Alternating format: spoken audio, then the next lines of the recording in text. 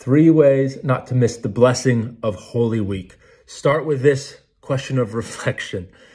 Is Holy Week actually a holy week in your life? For most of us, it's not. It looks like every other week in our life, but we go to Easter and wear some fashionable pastels maybe, and then maybe get some brunch. But if you want Holy Week to actually be a holy week, you cannot treat it like a normal week. That doesn't mean you have to pretend like it's Christmas. I know in our culture, it's kind of a bummer that the biggest, most important week of our entire year, which is Resurrection Sunday and the week leading up to it, is not the biggest holiday week in our calendar. It's Christmas. And so we're not taking off from work, most of us, unless there's maybe spring break attached to it or whatever else. But then it's kind of like a different focus. No one's doing something for multiple days around Easter. Easter tends to be like a one-day thing. But what I want to inspire you to do is this. Do these 3 things. Number 1, make time with the Lord this week to remember Holy Week. And I'm going to encourage you how to do that really basically. Number 2, actually celebrate Good Friday and Easter. And really do it intentionally. Intentionally celebrate Good Friday and Easter at least. And you can go beyond that and make it a whole week. I know we're in the middle of Holy Week right now, so I'm trying to kind of cut it in half for you at least. And then thirdly, invite others in. And that can be those in the church community in Frontier, and hopefully both in the community and somebody that needs to be invited in outside the church, whether that's a loved one, a neighbor, a colleague, whatever. So number 1, make time with the Lord this week. I'm going to be choking through this apparently. How to do that? I just want to encourage you. I'm going to send a devotional out here in this and my favorite prayer app. Just start your day. 10 minutes at the beginning and end of the day with a devotional that is focused on what to remember this week.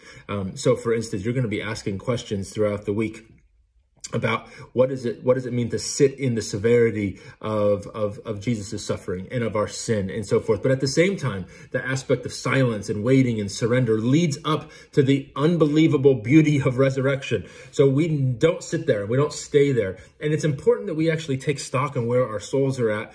And this is an important time of the year, not just to like have some Easter eggs and some great brunch, whatever the way that you celebrate that looks like.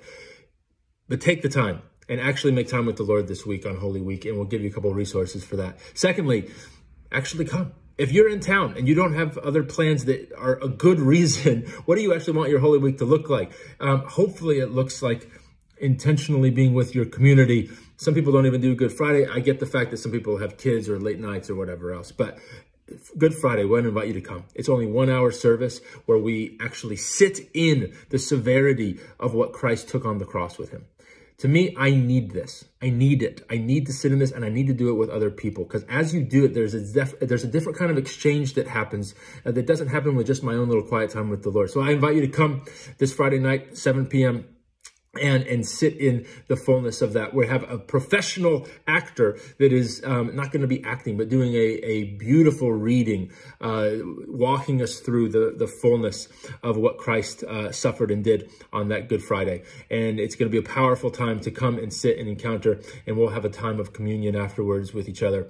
And then secondly, make Easter a priority. And thirdly, to invite others in. So invite people in the community, whether you're inviting them for lunch after to process and to keep each other charged up about processing life and what the fullness of the resurrection means. And then hopefully you're inviting at least one friend, whether that's a loved one that's fallen away or just doesn't have a church home, or a neighbor or somebody. People, I mean, we joke about people that are just Easter and Christmas kind of Christians, but the reality is people are not connected to the family of God, and they will feel loved by the invitation. The worst that happens is somebody feels loved by you inviting them to something that's holy and beautiful and so good for you. And this Sunday especially, we are setting up the service so that people that maybe aren't familiar with church are extra feeling welcomed and not like an outsider.